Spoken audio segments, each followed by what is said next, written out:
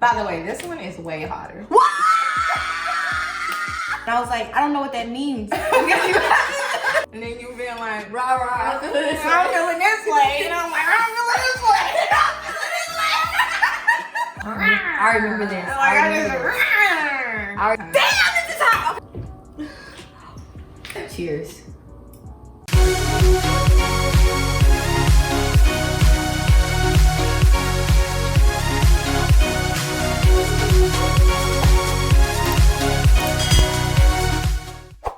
What's up, everybody? It's a girl with the worst tattoo, and I am with Kitkatbarre. and we both are YouTubers, and today we are doing a video to see if we can endure the spiciest noodle in the world. For those of you that don't know, this is my best friend, but we kind of had a moment where we didn't talk, and that's what we're going to talk about today. All right, what do we have here? This is the hot chicken flavored ramen, and it's from Korea, and it's supposed to be one of the spiciest noodles in the world. What kind of flavor do you have? And this is the same thing, hot chicken flavored ramen, 2 times spicy. So I guess this one is spicier than that one. We'll see. Are you nervous? Really? I'm just excited because I love hot stuff anyways, and I'm really not intimidated by these noodles. Like, how hot can they really be? All right, so she's talking a good game. I'm kind of in between because even though I've had spicy things, I still want to be prepared. So I have a boiled egg and I have a glass of milk, unsweetened. The Almond. almond. Excuse me. All right, so, and we'll also be talking about none other than Megan Thee Stallion. Yeah. And I know you guys have all waited for this talk. I had a lot of people ask me like, how is Katrina? And it was like 2 years. It was like 2 years, so we did not talk. People were like, how's your friend doing? I'm like, she's doing great, I think. Or honestly, it's like we never even skipped a beat. Yeah. And I'm so happy. So let's get into this first bite. Okay. Dive in here. Whew, I'm kind of procrastinating. Switch that on in there. Good Lord, let it not be too hot. Amen. my taste buds are literally salivating. What is it? Okay. Salivating. Salivating. Yeah. Cheers.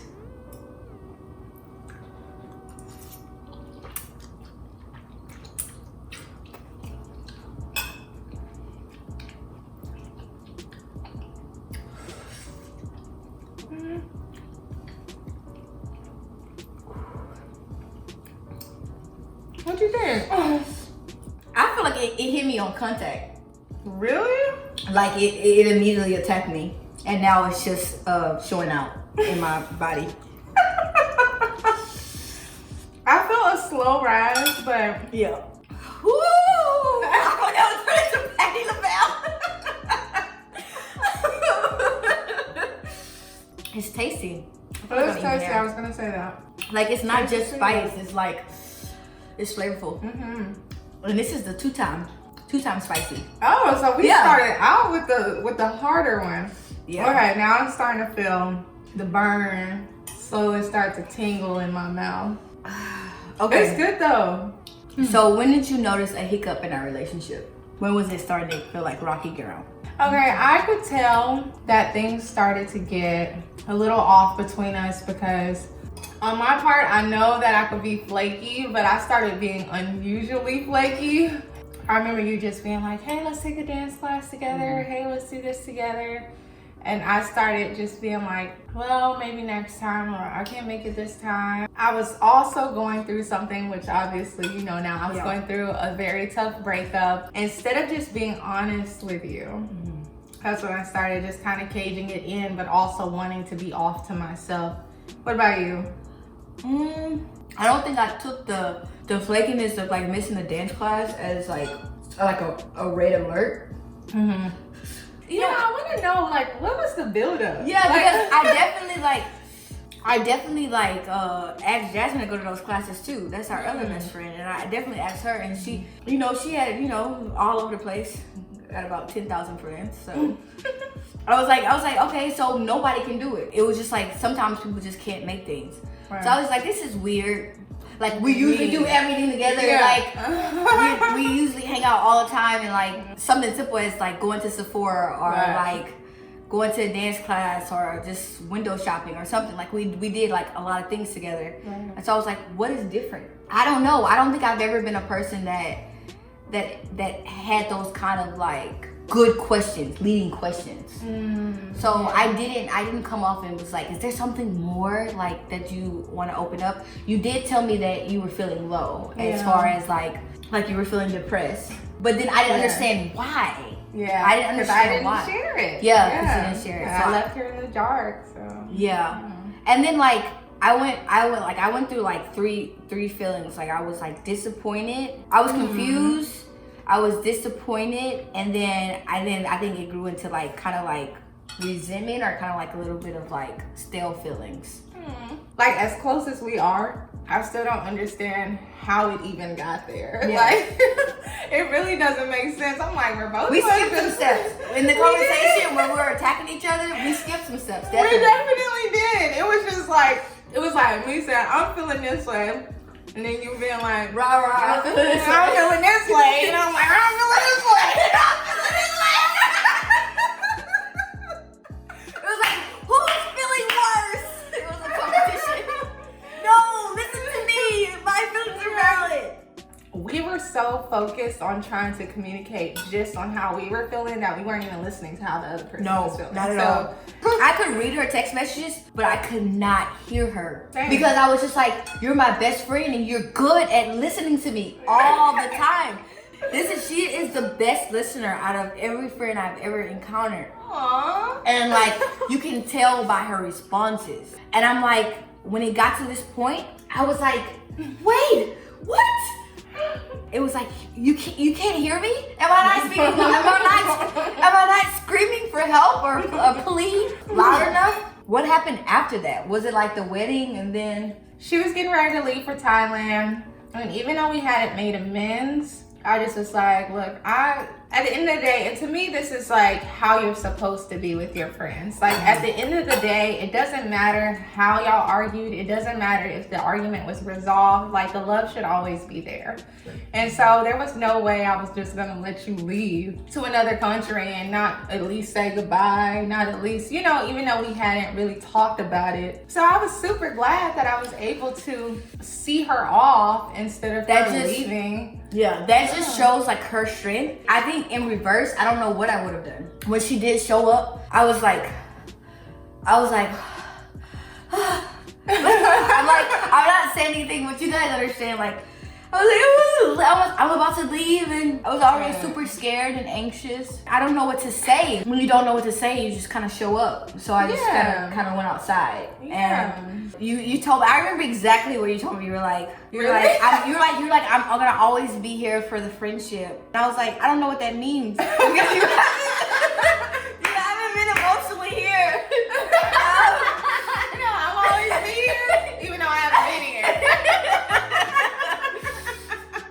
I think you told me you were going to like Lakewood or something. Aww. And in hindsight, that was like so divine because I was gone for so long. I always had that last snapshot of you trying as a part of my memory of hope. I just held on to like your last words as if it was glue. And here we are. Yeah.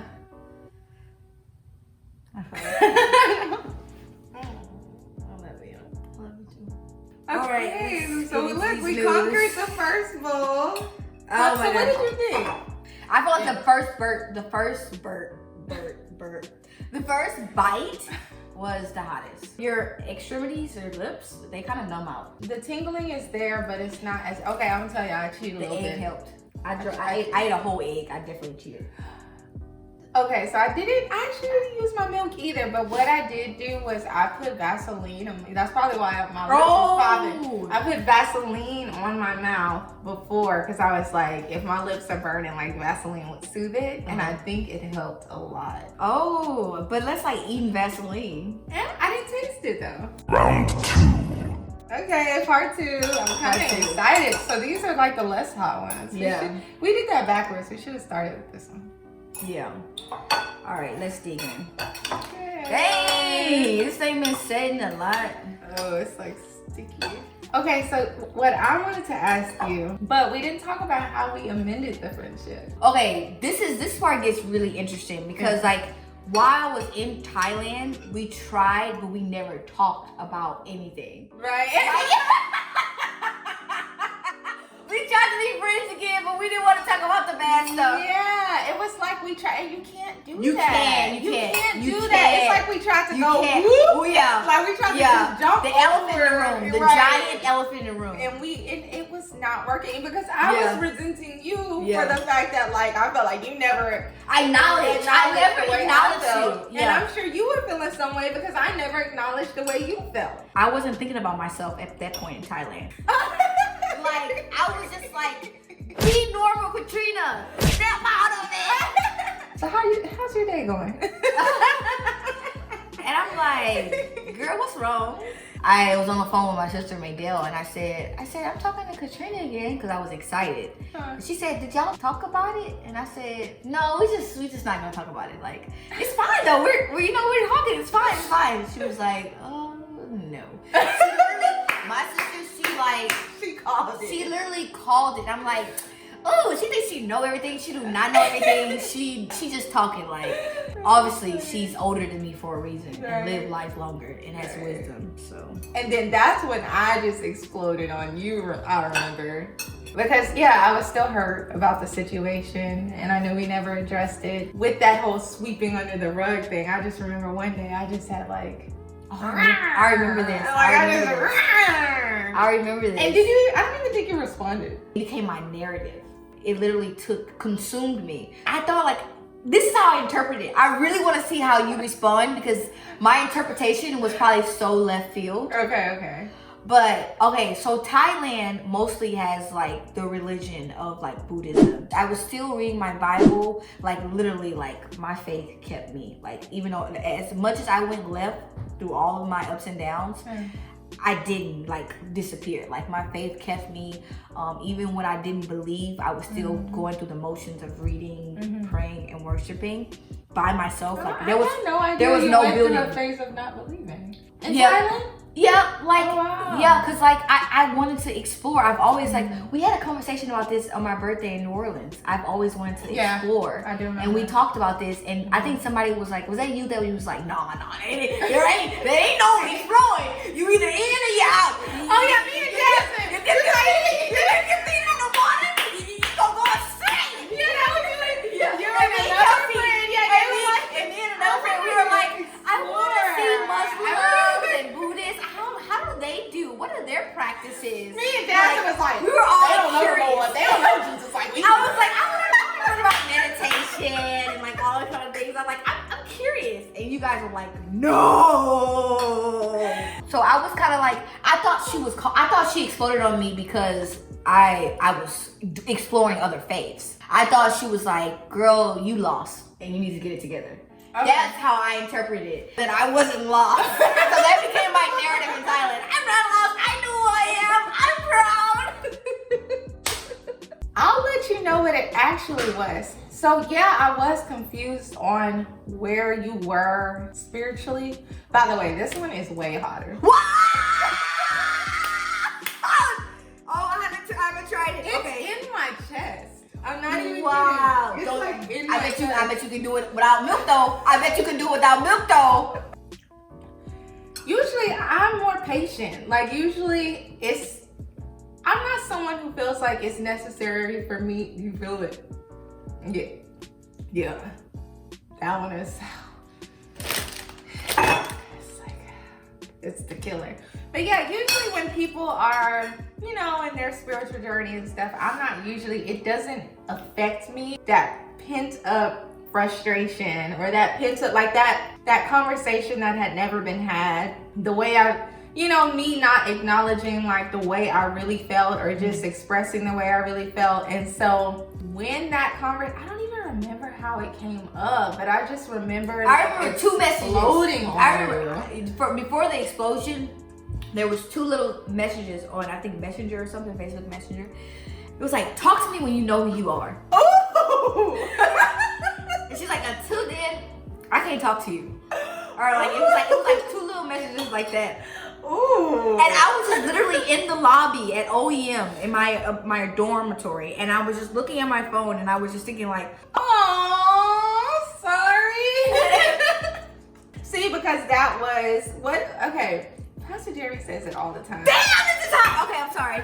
It is hot. It is hot. Y'all see, I'm stalling on this one. Oh my God. But basically, it can appear as one thing, but it's really another thing. I have to blow. Like, you're not really upset with this situation, but you're upset with another situation, Like and it's coming out. Yeah, it's displaced anger. Yeah, it's displaced anger. So all of this was new to me. The friendship definitely was worth fighting for, but then it's like I didn't have the tools, and I didn't have the words, and I was like, whatever I say, I have to mean it. And I didn't always mean I'm sorry, because I didn't really know what I was apologizing for. So it took 2 years.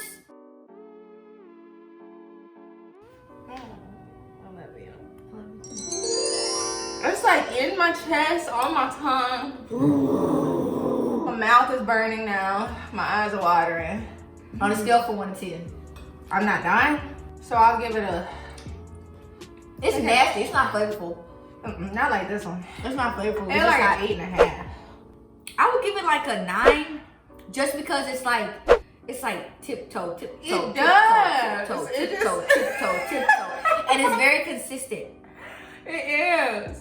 This one was hot, but it gives you a moment to like Appreciate. yeah, and get adjusted to eat more. This one, you don't want to eat more. It hurts. It just hurts. Whew. I don't think I can keep going. I mean, I think I'm gonna do one more bite. I mean, I don't have nothing to prove. yeah. I mean, I've tasted both, and I've endured, but I don't really have nothing to prove. Go eat a pickle. I'm a savage. Classy, bougie, Reggie. Yeah. Okay, here's my last bite, y'all. Okay, now I gotta choose with these. Salute.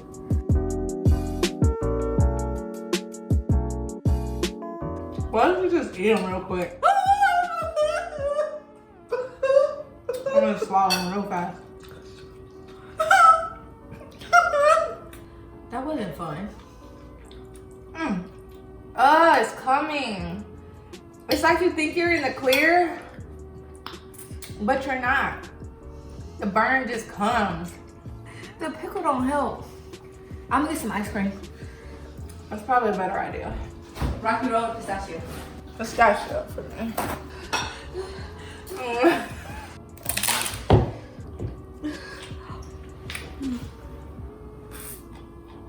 Well, this ought to help because it's milk based too. Oh. Oh, there you go. Yeah.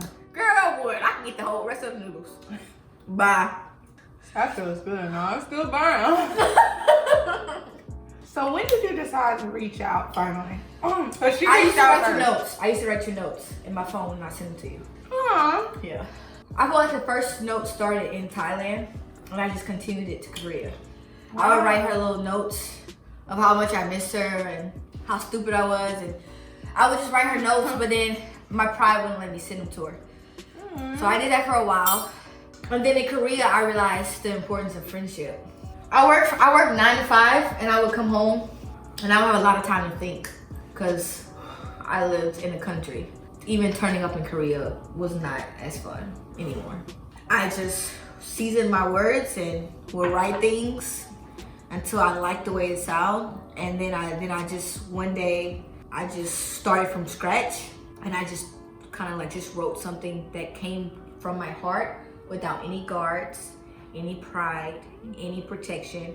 I didn't care how vulnerable it made me feel afterwards. I had enough strength and build up to just send it. Yeah. And I was like, at this point, it doesn't matter what you say, like what your response is, because this is how I feel. Right. And I'm truly sorry. And you need to know that because I can truly hear you and feel what you were going through. And so even though I wanted you to be like, I'm ready too, I knew that it's a timing thing, and that how I felt and how I felt sending that message, you two had to feel that exact same thing before the friendship went forward. So I just knew I wanted to do my part. Right. Yeah, so I was like, I could literally see it. I was in my bed and I was texting, and something in me said, you're ready. And I said, I'm ready. I was like talking to myself. Aww. I was like talking to myself. I was like, I'm ready. Once I pressed the send button on, like, basically telling you, like, I'm sorry, I messed up, and I probably could have avoided some of the backlash if I would have took it slower and really listened to you. And so I said I was sorry, and like waiting for her to respond. Really? Waiting for her to respond was the most nerve-wracking thing. Really? Because I knew two things. I knew, one, that I had to be able to accept it no matter if it was a good or bad response. True. And number two, like, I didn't even think you would respond. Really? No. Like, I was like, don't send me a response. And I'm so glad she didn't send me how she was feeling right away. Because I was just like, I need you to think about this the way I've been thinking about this. Like, me thinking about her never stopped. The friendship never really stopped. No. It was exchanged, or it was like, yeah, it was a strange. It was like, you're like, it's always there. It's like sitting there with you, and you're just like trying to like push it down, like, whatever. Like, because what you said that night before I left from Thailand, that is why I say the friendship was never open. Because you like, I was like, she could never say something like that and like life is over and the friendship never rekindles. So it just didn't make sense, but I didn't know. That's so funny that you said like both of us need to, obviously both of us had to be on the same page, or at least feel somewhat the same way. And I just felt like a lot of it was God's timing. I felt like we needed to take time to both think, because even when you sent that, like, I was so ready already to hear it, or like I was so ready at that point to make those amends and to move forward as friends. Like, of course I missed you. Like, of course I was always seeing your posts and thinking about you. And yeah, like, I think both of us already knew our friendship wasn't over. We just didn't know, maybe we just weren't mature enough to, I definitely wasn't, just rekindle it the way we needed to. So when she sent that message, I literally got teary-eyed. I probably did cry, actually. Wow. Because I was just like so happy. One, because she was reaching out to me and we hadn't spoken in so long, and her words were so sincere. It was like the sweetest message. Literally, like, it made me cry. And I could tell that you genuinely like understood where I was coming from, and that you genuinely still wanted to be friends. And so like, I felt the same way. I was like, I genuinely understood where she was coming from then, and how she could have felt like I wasn't really listening to her, or how I had left her in the dark about what I was going through, and how confusing that could have been, and why she responded the way that she did. And so like, that took some maturing on my part too, to not be like, you, but to understand like my role in that situation. And so I was able to apologize as well and admit where I was wrong in that part. And it was healthy. It was nice. And now I feel like we're super close. But then like, but after, how did we get here? Like, how did we get here? Like, it wasn't like, girl, let's go hang out. Like it was definitely one of those things where Jasmine did her routine. She did her routine like, have you talked to Katrina? My little baby voice.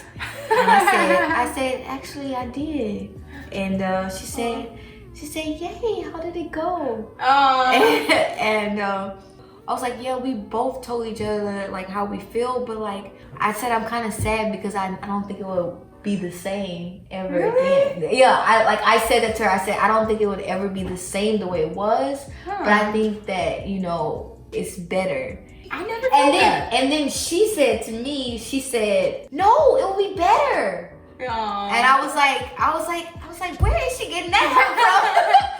I why is she jumping the gun? Like, you know, like, let's just take it easy. Yeah, but she was right. Yeah, it is better because I feel like when you go through that type of situation with your friend and then you are friends again, you know that like that friendship is withstanding. Yeah, like you know that it has what it takes to go through those rocky times, and that the love is sincere on both parts. Like, it's not like 2 years, y'all. 2 years had went by without us talking at all, basically. Just like very loose interactions, if anything at all. And so to know that both of us were still caring for each other and still loving each other just from a distance, like that says a lot about the love that is there. For me, the moment that you reached out and then I got to do my response, like it's like, for me, literally, it was like this, all lost. Like, it just went to the past because I was just like, yay, like we can move forward from here.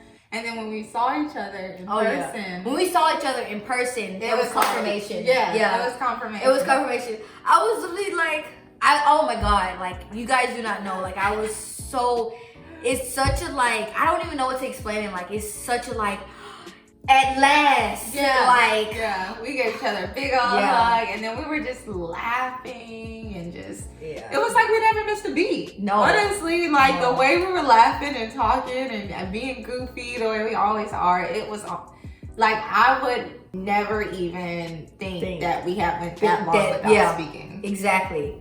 And like honestly, I wouldn't like take any of that time like back, even though I would have liked to share some of the moments, like of course when I told you and like I would have liked to share some of my life things that were happening in my life with you, but like I would have never taken that 2 years because I grew so much in like communication and like getting to like how are you feeling, what do you need to ask, what do you need to say, like I grew in that sort of sense, like as a person. So it was necessary. It's definitely necessary. And things that you want, like, you know, you fight for them. You fight for them. You do. And it makes me value our friendship even that much more. Like, I always valued our friendship, don't get me wrong, like always. I don't know, it's just something very special to me about it now, knowing what we've come from, or just like what we've been through with each other. We sound like we're in a whole relationship. No, but no, it's a sense of like trust and security. Right. Like, it's because that's the perfect word. Yeah, because even in California, that's like if I haven't talked to her, I'm not worried. Me neither. I do like, I'm like, when I talk to her, it's going to be quality. Right. And you know, we're gonna catch up, but I am not worried on like where the status of the friendship is. Like it's on lock. Like that's so. And you know what's so funny? What's ironic about that is initially our fallout was based on like the being like, is she still my best security? Like the trust, like look at you bring that together of the friendship. And now it's like going through that. Gave us both like without a benefit of a doubt that this friendship is stable. Like if we can trust it is secure. It can be shaken, it can be broken, it can be thrown, ruptured, whatever, but we know that like we are here. Like we're always gonna be here. And so that's beautiful. Like wow. That last piece you put together, like that's that how you're thinking right there.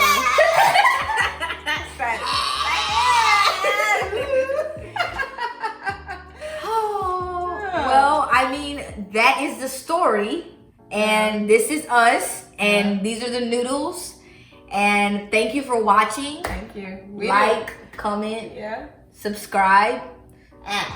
See you next time. This has been the girl with the words tattoo and Kitkatbarre. Peace. Peace out. Wow.